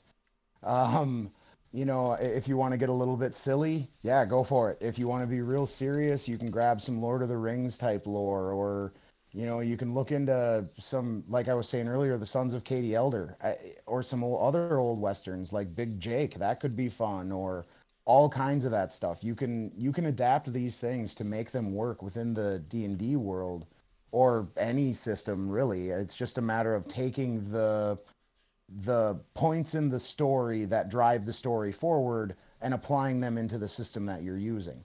As far as world building, for me, it's more of I like to sit down. I'll sit down with the piece of paper and I'll try to think, okay, if I'm going to have a city, what are things this city's going to need? The city's going to need farmlands. The city's going to need a source of water. The city's going to need some way to get its goods in and out of town. So you're going to need to figure out some kind of highway system, a river or a lake, or some way for them to get water. These things you put those things in, and now you've put a river by a town. Well, now when the party wants to leave, they've got another way to leave. They could take a canoe down the river instead of walking. Or they could, that it opens up more options for the DM to kind of go, yeah, I mean, there's these farms around. So once a year, a great big barge comes up the river. They fill it up with grain and they send it to the big port city down the road, down the river. Like, and you can hire on the party to help defend it and then have orc bandits attack or whatever, trying to steal the grain because of course they are. They're like the lazy grasshopper. You know, it's and then for me, like world building is it's just a creative exercise. Sit down with your piece of paper, couple colored pencils and a pencil, and just a regular old pencil, and just kind of have some fun. Let it just kind of go. See what turns out. If you need a little bit of like help getting like the general outline going, maybe take a pound. I mean, I don't know how many role players don't have a pound o dice off of Amazon, but take your pound of dice and roll those out there, and all the high numbers, those are where the mountain numbers, the rivers are, or whatever. There's all kinds of ways to do it, and there's no right way to do it, and there's no wrong way to do it. Just so long as you are enjoying what you're doing, and you're sharing something with your friends. That's what's important, is that time with your friends and sitting down and spending time as a group. That's what's important about it. 100%. I know that Aisha brought up a good point on the Discord that that she was talking about. Let's see, she doesn't think that she's actually ever finished like a PG, but when they get together so infrequently that interest fizzles. Whereas a homebrew, she thinks that the GM is more motivated to get their story out, so coaxing that out, or maybe even the players, because they have put more effort into it and want to see it completed. So like when you have more involvement, they have more ownership of the world, and they've done that together. Yep. Yeah. So I was. Yeah. So they have more investment into it in order to see it, because they created it. Creating stuff is fun for a lot of people, and so that can definitely get a lot more buy-in. And as far as like completing it, so you just kind of start something, and maybe the minds of Fandelver, maybe it's just like, that's cool, but like I don't have any interest into this, other than that they were actually able to, once they finish maybe one game, they can kind of experience more of that world, and that maybe can be a driver too. But I definitely think that the involvement is definitely beneficial. Bob, do you have any? The more personal investment, the more likely people are to apply themselves. I agree. I mean, I'm no psychologist. I'm just a machinist. So what do I know? But hey. Yeah. Hey, I would pose a question. If, say, I'm going to run a game and you guys are playing, and I make a city, and it's like, okay, this is where this is. I'm totally world building. This is my world. This is my city. How do you keep that from not getting stale? It's like, I want to play, but I don't want to play 20 games in the same city. I want to, like you were saying, the barge comes down the river, take the grain down. How do you get around that? Now, I'm not talking about when the group has the power to world build. I'm talking about just the GM. Oh, for me, that's easy. Just move the story. If the players refuse to move, okay, fine. Then there's a ancient red dragon comes in and destroys the entire city. Now find a new one. I mean, if the DM's getting bored with the same thing, I would say make the story move. Bring it to somewhere new. Like I was saying earlier, with my current campaign, we've been in the mountains, we've been in the swamps, we've been in the jungles, we've been in the desert. We've gone all over the place because, well, I don't want to just do a whole bunch of let's go kill goblins in the swamp. I want to get more of a story to be able to tell, and I want to be able to use more and different monsters, rather than just sticking with the same old tried and true. Oh, we need a bunch of kobolds and You know, it's nice to go somewhere like, say, in the desert, and instead of having, you know, your kobolds and goblins, you have giant scorpions that do constitution damage. That's terrifying, and it changes the game quite a bit. And you can do it just by saying, look, the MacGuffin you guys have been told, that you guys have been asked to go find by, you know, the wizard. He said, I need you to go get me this thing. And he sends you on the way to go get the magical thing of what's the futz. And it's in Kalimshan or whatever the fish. Doesn't matter where it is. Make something up. It's in a desert. It's in a jungle. It's in a wherever. Send them somewhere new. Yeah, and it's like some cities will take like a Waterdeep type of city or a Baldur's Gate type of city. You can do 20 games in those cities easy Absolutely. and find all sorts of material. But then on the other hand, you've got some place like Bree and Lord of the Rings. Hmm. It's like there's only one thing to do in Bree.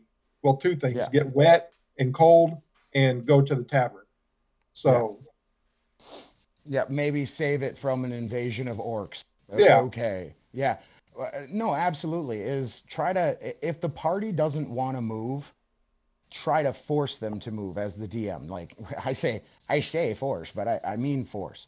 You know, like you're gonna do things as the DM. At least I do anyway. I do things to move the party along. You know, if the party doesn't move along, there's no more encounters. There's nothing to do. You're going to run out of gold. You're going to run out of resources. You're going to get bored as the players. And I'm going to remind you, well, if you move on, you know you've got something to do down the road. You know, there's going to be more to do down the road. There's just nothing left here. You know, well, for instance, my party took a stop in a small hobbit town on the way down the river, down with the grain. And, well, there was literally nothing there. They stayed there for 2 days, and there was nothing there. They sat at the inn for 2 days and just spent gold. And they got bored and said, okay, this town is kind of boring and it's sleepy and I don't want to be here. There's clearly nothing going on. Well, they got down the river and all of a sudden, oh no, vampire. You know, so it's, you reward the behavior that you want, and most parties want some kind of confrontation. It doesn't have to be necessarily combat, just some sort of confrontation, whether that's I need to talk my way out of the situation or I need to fight my way out of the situation. Just yeah. something, you know. So let's go ahead and let's move on. We've got a little bit long. We got about 15 minutes left, I think. So let's go ahead and kind of I think naturally shift to the next part, and that's going to be more of like the storytelling. So we talked about storytelling in as far as if you've got this chronological, or you've got this like this good story that you want to tell to and have the players experience. I've seen some. I logically think like that, so I like to so. I've got this story that I want to tell, and I kind of want everybody to be railroaded, to be set up on that, and then they're going to go through this journey, and that can be very restrictive, but it can also I've seen some resources that kind of help you break that up a bit so that it is like there's a story there and it's going to happen. It's just that the way it happens, you're able to let the freedom be of like the your PCs, and kind of let them choose like what's important in that story, instead of like, so you're in a room and you've got a bunch of objects and you've got one object in there, say a I don't know, the Holy Grail or something. You've got this cup or something that you want them to touch. Well, they may come in there and then want to explore something else, and maybe look at the wall, a sconce on the wall or something. And they're more interested in that, and you're trying to figure out, okay, but I want you to notice the cup. So you have to think in your head, like, is that important, or can I change it up and let them reward them for their discovery, letting them play, because I think that's at the end of the day, you're wanting them to play in their head. Like, we're playing that the floor is lava, so don't tell them that they can't stand on the furniture, because that's the whole point of the game. Like, I don't know, just like rewarding system is there. So what I'd like to share is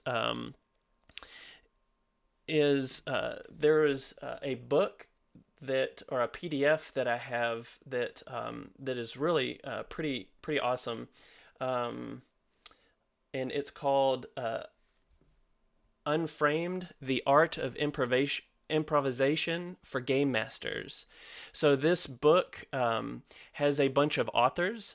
So Robin D. Laws is a kind of a godfather as far as when it comes to playing out scenes and getting like how you're gonna actually role play, instead of like just be real crunchy and methodically, like I'm gonna open a door and then fight stuff. Like there's an aspect of tabletop role playing which is just acting, and how you do that is kind of different. But as far as so this PDF is pretty good, and as that is setting up the game master for improvisation, not necessarily in acting, but in how you're going to tell the story.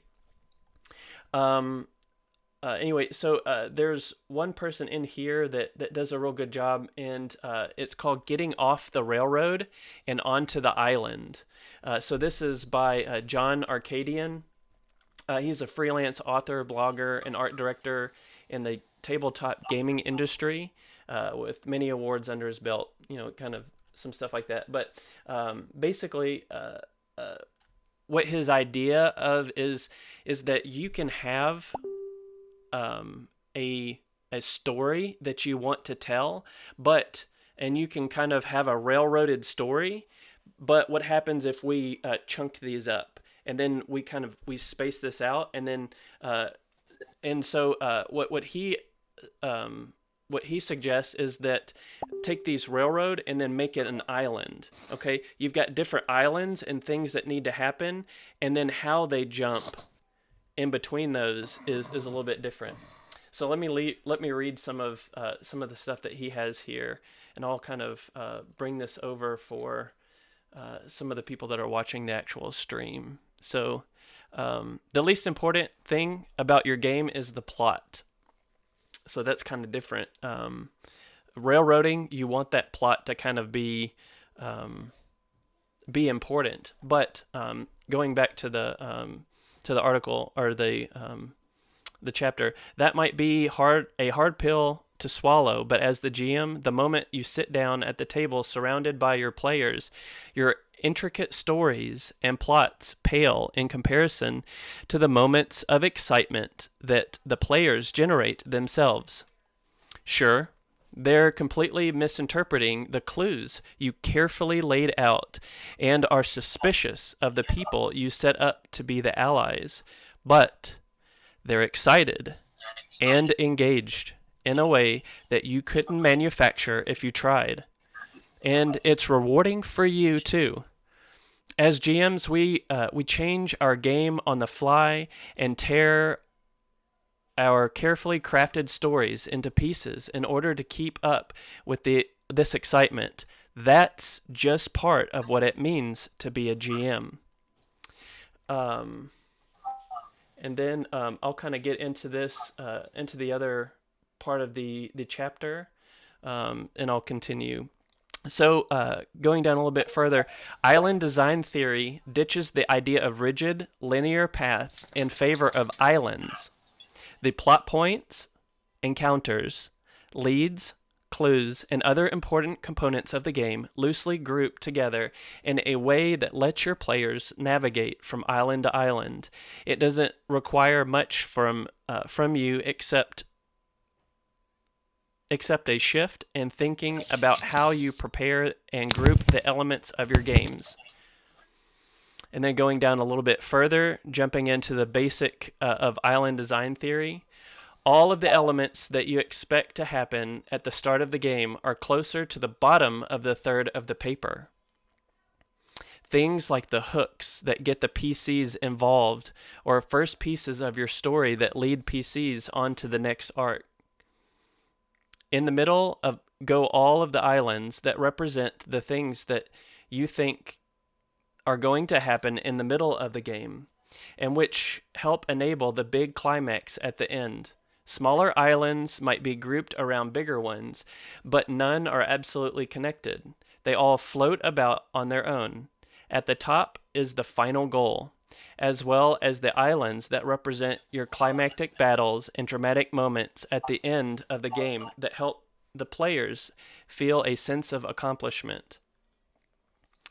With that kind of being said, he goes down and mentions that, and I'll send this to you guys a little bit later. But basically, what he does is he'll take out some, in order to prepare this as a GM.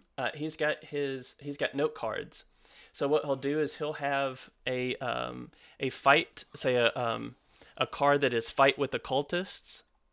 And then he'll have some notes on there, like to go find those stats, and then the page to go find that on. And he'll have, let's see. So in this example, he's got some extra things that describe the cultist and what he needs in that interaction. He's got places like a warehouse, and kind of briefly what that's going to look like, so that he can kind of have. He can maybe describe that. And then he's got an ancient statue that's pretty important. But he does mention where you can fight with a cultist and the location may change. Like, so somebody didn't want to go to the warehouse. Somebody wanted to go somewhere completely different. So anyway, I thought that was kind of an interesting way, because I think very linearly. And I've got a story that I want to tell, but breaking that up and making it less restrictive, I think is something that it sounds like really hard, but I think there's things like that you can do, like this idea of islands, that can kind of help break this up and make it a little bit more accessible for a GM that likes to railroad. I don't know. Do you guys think that sounds like a? What do you guys think about that? That sounds pretty close to what I do. I guess maybe I'm using railroad. I don't know. I tend to set up the okay, you guys have to go find this MacGuffin. Now you're here on the map. How you gonna get there? And then I'll throw in some stuff that happens between here and there if they do a thing. You know, if they go to a specific place, then they'll have maybe if there's like I want them to look at a goblet, don't make it an investigation roll or any kind of perception roll.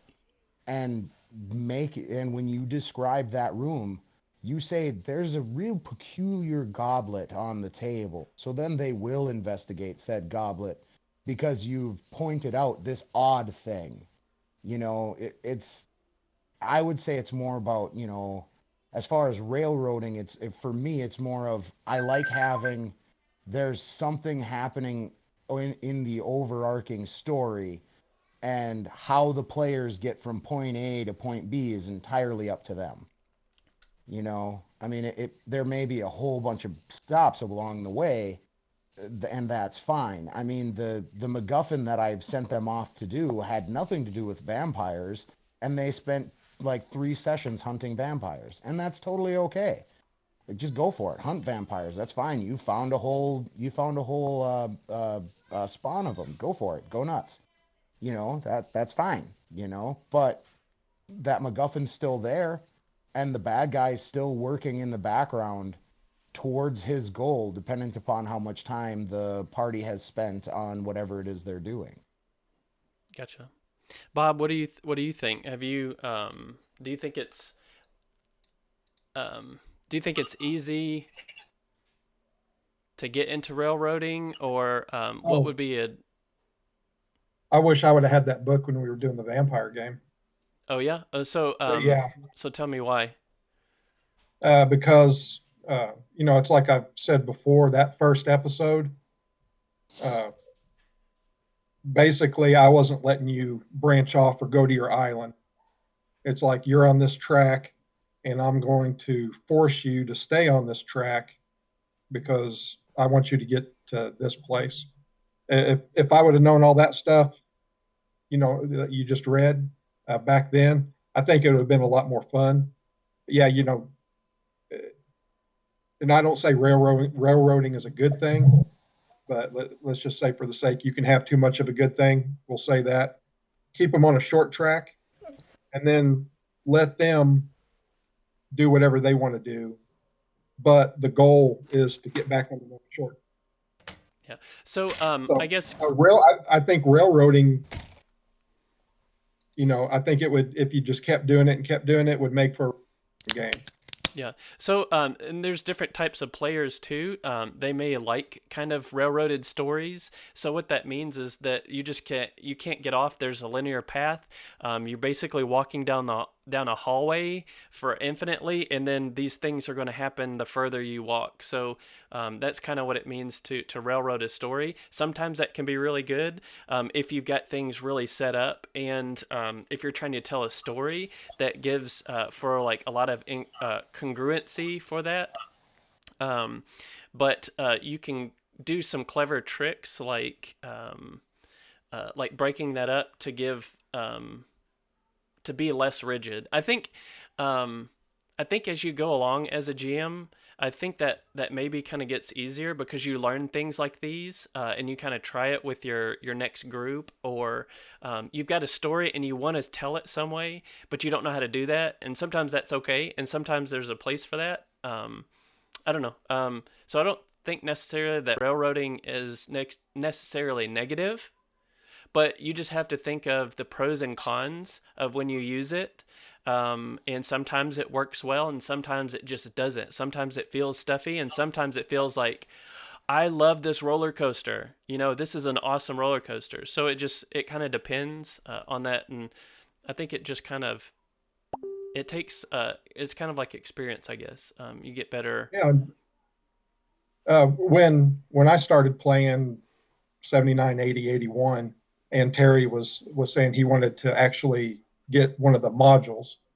That's all Dungeons and Dragons was modules.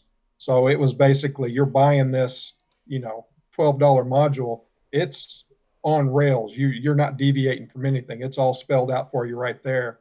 You can't say you're like in a tomb. You're in that tomb. You can't do anything else. Mm-hmm. I've got there's nowhere else to go. Yeah, I've got what you're going to do, how it's going to be done, and what the end result. And that's why I like here in the past 25 years, they've got away from that. And like I'll throw out the Forgotten Realms again. Yeah, Forgotten Realms is established, but you're still world building it. You go to Waterdeep or you go to Baldur's Gate. There's stuff to do there, but you can do whatever you want. And that's what I like. I'm not slamming the modules back then. They were fun, but it was a one and done thing. I mean, you're not going to play that module again with friends. Well, here's a thing for me personally. I think instead of maybe saying railroad, like as far as how I like to DM, I'd say it's more like the freeway. There's point A and point B, and there's a bunch of exits between here and there that if you want to, you can get off and go putz around all you want. And that gives you some player agency and it lets the players make decisions and do fun player-y stuff, sure. But there's a destination here in mind. And then there's main components, or you're going to at least hit a city along the way. So yeah, it's like exactly. You're talking about your island method there that you read about. That's exactly what Terry's saying with this freeway. It's like you've got a short track of what I need you to do, get you from point A to point B. But when you get to this point, we're trying to get to point C, but now it's more of an open. You can do stuff. Right. And then when it's time to get back on track, you're gonna funnel them back to where they need to go. But in the meantime, they're doing a whole bunch of other stuff just to Yeah, let them keep it fresh. waste a session or two to just kind of putz around and, explore the world and explore Yeah, their characters. Sure, throw in some random encounters, gelatinous cube or whatever. Yeah, sure, good times. Who cares? But like as far as like I used to when I first started DMing, I open sandboxed it. I just said, okay, you guys are in a world.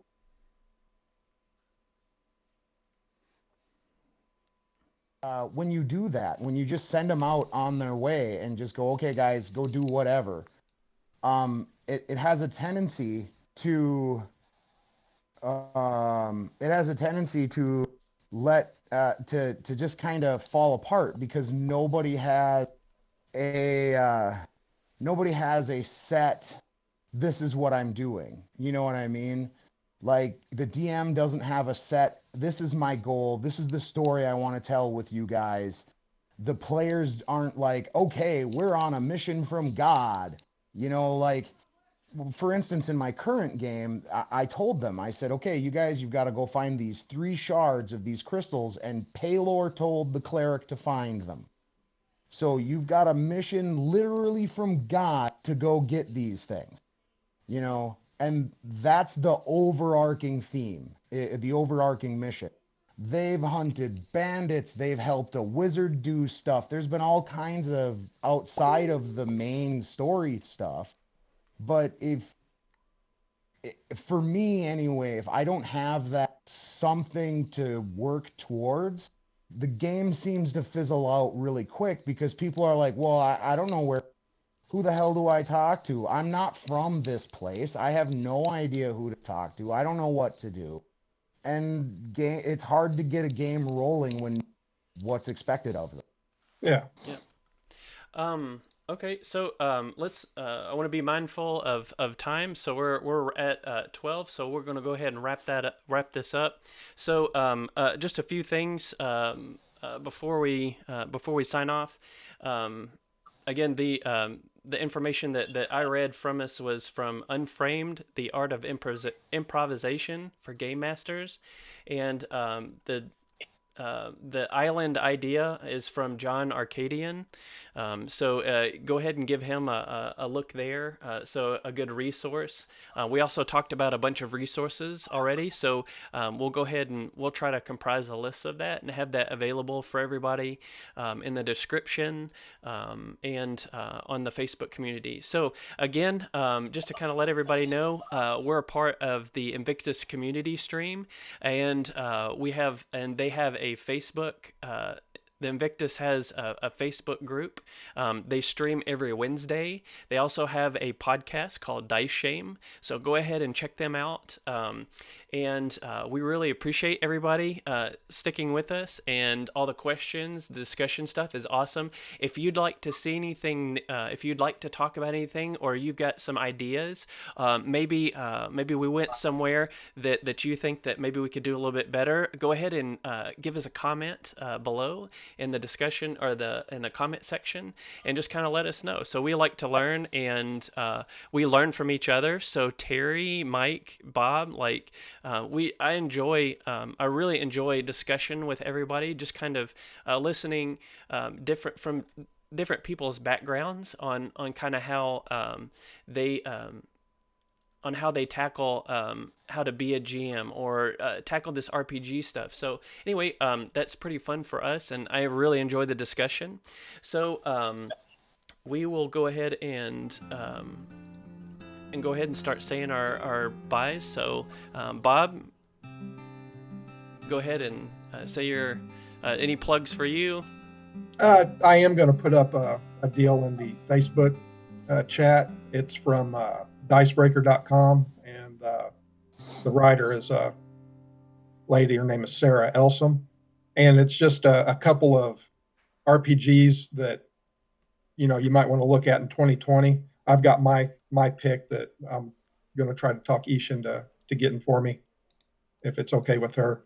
But like I said, I'm going to throw that up, and also looking to the future. I'm not going to be here the 22nd, So if you guys want to roll with it the 22nd, you're more free, more than free to do that. And also, kind of an apology. I tried to pigeonhole some people, Mark and Victoria, into playing the game I wanted them to play, and I'm going to apologize for that. When I started doing this, I was just excited that we were getting it back up and running, and that we were going to be getting back together and playing games. But it's not about what games I want to play. It's about what games the community wants to play, because this is the community stream. So if people out there, show interest in a game, go ahead and send me a message, or send Chris a message, and we'll try to get those games going. The last game we played, the Revenant one, it's like I was telling Chris and Mike and Ish, that was a game 2 years in the making that I wanted to do when we first had the community stream. And I had the people that I wanted to play that, play it. Of course, Greg couldn't play because he was sick, so I had to wrangle Ish into doing that. But that was her first time, on the community stream, playing a game. And I thought she did okay. I didn't have a problem with it, even though she was nervous. But again, I'm sorry, it's not about what I want. It's about what the community wants. So if the community shows interest in a game, I'm going to show interest in the game, and I'm going to try to learn it. Again, if they want a DM, I'm down to play anything. I don't care. So if anybody wants to DM a game, sign me up. So that's about all I have. And I'm gonna cut and paste everything that I just said from that dicebreaker.com. I'll put it in the Facebook chat there. Okay. All right. Well, perfect. So again, yeah. So like you said, we represent the Invictus community stream. So we like hearing from you all. So if you don't want to come on as a guest, or if you just got some things that you're really having problems with, we usually do pretty good about looking to see what questions, things throughout the week that people are having struggles with. So we'd like to learn ourselves, and hopefully that can help some of you all. But we also like some guidance too. So whatever you're involved with, or you've got some problems with, we'd love to find people that can maybe help answer those questions and make this stuff more fun. So we really appreciate you guys. Terry, Bob, Mike, we appreciate you guys coming, and we'll see everybody around the table. See you around the table. Bye. Later.